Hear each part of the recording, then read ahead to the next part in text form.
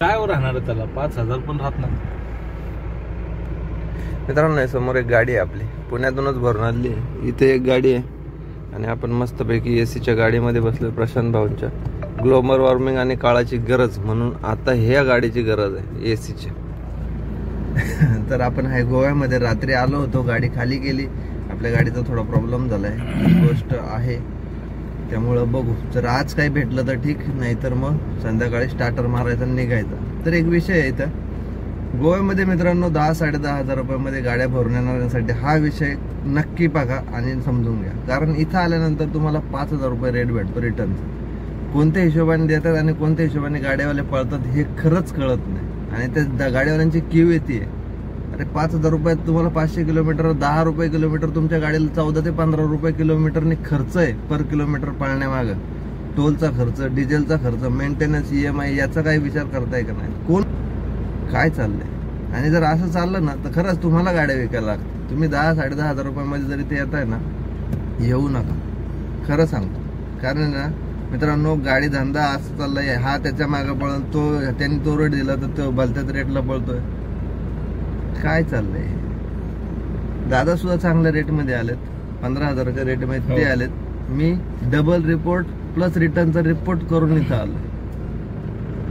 मला rate reveal करायचा नाही, बट विचार करा. या गोष्टी सांगण्यामागं हाच उद्देश आहे की बाबांनो, कमी रेटमध्ये गाडी भरून गोव्यात तरी येऊ नका. जर पटलं तर घ्या, नाही पटलं तर सोडून द्या मित्रांनो. बट आवाज उठवत जा ट्रान्सपोर्टर पुढं की बाबा 5,000 कशी गाडी भरेल. मला सकाळी म्हणतो यवतलं जा 5,500 रुपयात. अरे म्हणलं कोणत्या हिशोबाने यवतलं जा 5,500 रुपयात? तिकडं जाऊन यायचं म्हणलं तरी 1,000 रुपये. पुण्यातून यवतचं भाडं घेतलं तरी 2,500-3,000 रुपये गाडी भाडं भेटते. खरं असेल, जेच करत असतील त्यांना माहिती असेल. आम्ही स्वतः 3,500-3,500 रुपयात पुण्याचं भाडं मारतो, पुण्यातून यवतच. कसं भरणार गाडी? त्यापेक्षा पुण्याला MT निघून जाईल ना. बघू, आज भेटलं तर ठीक, चालू जे काही भेटेल ते उचलायचं निघून जायचं, असं प्लॅनिंग आहे. त्यामुळे ब्लॉग शेवटपर्यंत नक्की बघा. आता माणसांनी चिडलो तर असा काय चिडण्याचा विषय नाही, पण तो विषय गंभीर आहे म्हणून तुमच्यापर्यंत सांगितलं. तर चला, प्रशांत भाऊ पण पोचलेत मस्तपैकी. आता इथं मच्छी थाली खाली, गोव्यामध्ये यायचं आणि मासे खायचे, ही एक परंपरा चांगली आहे. तर बांगडा थाळी खाली 150-150 रुपयाची.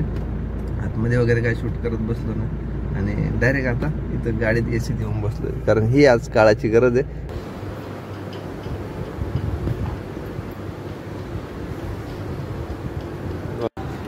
ते जे कोको कोलाचं ऑफिस आहे ना मित्रांनो, बिल्डिंग आहे ना, ते ऑफिस आहे राठोड साहेबाचं. पुन्हा गोवा ट्रान्सपोर्ट. आणि दादा पण निघाले भोसरीला आणि आपण निघालो चाकणला. तर चला, दोघांच्या बुकिंग कन्फर्म झालं. आपली गाडी तिकडे लावलेली आहे, तर पोचू आता गाडीकडे. पलाव चलो निकलते. सरकारी रेट मध्ये गाडी भरलेली आहे आपली. सरकारी रेट मध्ये निघालो पुण्याला. निघा, 5,000 रुपये जिंदाबाद. नशीब किती चांगलं आहे. मग आपलं नशीब जोरात आहे. दोघांचे एकाच टायमिंगला बुकिंग. शेजारीच भरायच्यात आणि पुण्यात येतो. थोडं चाकण भोसरी तिकडं थोडं वेगळं आहे, पण आता बरोबर प्रवास बघायला भेटेल. जाऊ द्या, पुढून राईट आहे. वेरणा इंडस्ट्रियल. इकडे ट्रान्सपोर्टर आहे पण तेच, एजंट आहे तेच. पाण्याची टाकी पशी मित्रांनो आपली गाडी लावली, ते लोकेशन आहे. इथं पण एक ट्रान्सपोर्ट आहे आणि ते पण एक ट्रान्सपोर्ट आहे. गाडी बघा पुढं आधी मस्त पैकी एक दिसली का आपली गाडी?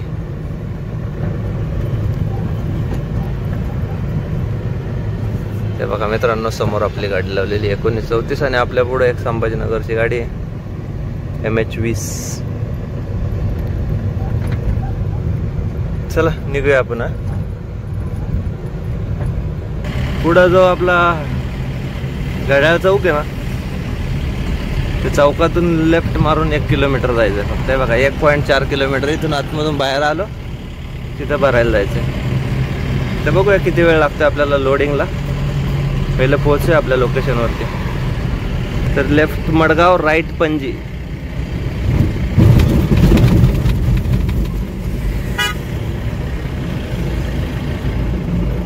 आपल्याला ऍक्च्युली इथून पण रोड होता, पण आपण थोडं पुढून नागाव हायवे वरतून. तर ही समोरची कंपनी आहे मित्रांनो, जिथून आपल्याला लोडिंग करायचं. आपण गाडी सावलीला लावली आहे एकदम मस्तपैकी झाडाखाली. महिंद्रा हे बघा. चला मस्त गार सावलीमध्ये गाडी लावली बघा.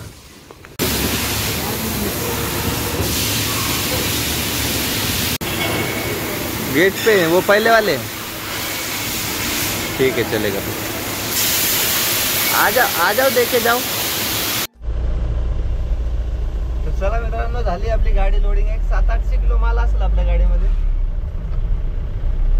जो आपल्याला बजाजला सोडायचा आहे. चाकण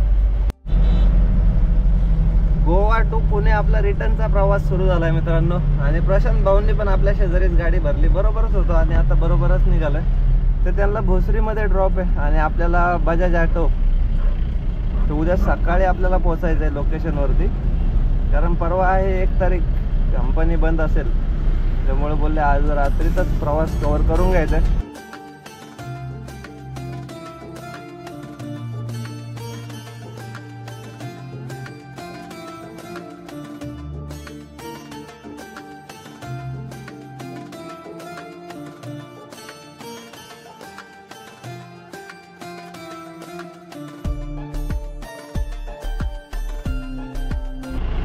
तर पोहोचलो मित्रांनो HP पंपावरती. घेऊया आपलं डिझेल भरून.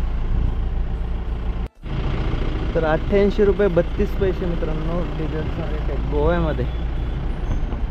आपल्याकडे 90. चला प्रशांत भाऊ पण आले.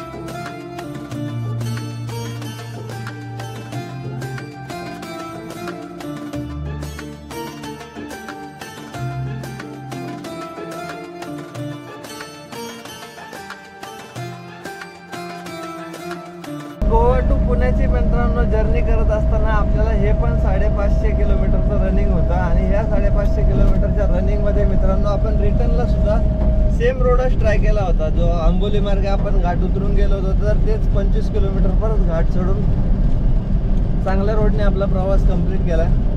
आणि मित्रांनो ह्या प्रवासामध्ये तुम्हाला जे आपल्याला बुकिंग लागलं होतं, तर ह्या प्रवासामध्ये मित्रांनो आपल्याला जे ट्रान्सपोर्टरकडून बुकिंग लागलं होतं, गोवा पुणे ट्रान्सपोर्टर राठोडकडून, तर ते 5000 रुपयाचं होतं. म्हणजे तिकडून त्या रेटवरती शिक्का मारलाय, अशी गंमत आहे. जर गोव्यातून आउट स्टेशनची बाहेर अदर साईडला जर तुम्ही बुकिंग भेटलं तर तुम्हाला चांगल्या रेटनेच गाडी भरता येईल आणि बुकिंग पण भेटतील. बट गोवा टू पुणे किंवा गोवा टू मुंबईचं जर तुम्ही बुकिंग घेत असाल तर तुम्हाला 5000 आणि 6000 रुपये हाच रेट भेटतो. माहीत नाही कोणत्या हिशोबाने ते बुकिंगला रेट देतात. तर जाऊ दे, आपण हे बुकिंग घेऊन निघालो. आंबोलीच्याच घाटातून आलो आणि आपल्या गाडीचा प्रॉब्लेम झालेला आहे. त्यामुळं आपल्याला कुठल्याही परिस्थितीत पुण्यालाच यायचं होतं. नाही तर बाहेरची बुकिंग पण होते, इन्क्वायरी होत्या 1-2 बँगलोरची होती. त्याचबरोबर बस्तरचं होतं, म्हणजे UPचं एक भाडं होतं. चांगले रेट होते दोन्ही ट्रिपला. पण आपल्याला तिकडे जायचं नव्हतं म्हणून ते काय फायनल नाही केले. हे कन्फर्म केलं प्रशांत भाऊंनी. मी दोघांनी सेम टाईमलाच आणि रिटर्न आलो. तर प्रशांत भाऊ भोसरीला गेले आणि आपण पोहोचलो आता चाकण MIDC मध्ये. हे बघा शेजारीच महिंद्रा कंपनी दिसत असेल, महिंद्रा गेट नंबर 1. आणि आपल्याला इथून एक 6 किलोमीटर जायचं आहे, जिथं आपली गाडी खाली होणार आहे बजाजला. तर फायनली मित्रांनो ही कंप्लीट करतोय ट्रिप आपण. आणि या ट्रिपला बुकिंगचं आता मी तुम्हाला जस्ट सांगितलं. खर्च तर आहे तो रेग्युलरच आहे आपलं. 3-3.5 रुपये डिझेल, 4 टोल नाके, बस एवढाच खर्च. तर खूप छान अशी ही पण सिरीज झाली. ॲक्च्युली या सिरीजला ट्विस्ट असा होता की मित्रांनो आपण जातानाच डबल रिपोर्ट करून गेलो होतो. त्यामुळं आपल्याला रिटर्नच्या कोणत्याही बुकिंगची काही अपेक्षा नव्हती. बट आता गाडीचं थोडं काम पण करायचं, तर मग MT येण्यात काही मजा नाही. म्हणून हे बुकिंग कन्फर्म करून घेतलं आणि डायरेक्टली आलो. बजाज इलेक्ट्रॉनिकल्स लिमिटेड, तरी समोरचीच कंपनी आहे मित्रांनो. आपलं लोकेशन पण इथं संपतंय. तर आलोय मित्रांनो आपण कंपनीच्या आतमध्ये. आतमध्ये पण काय मोबाईल कॅमेरा अलाउड नाही.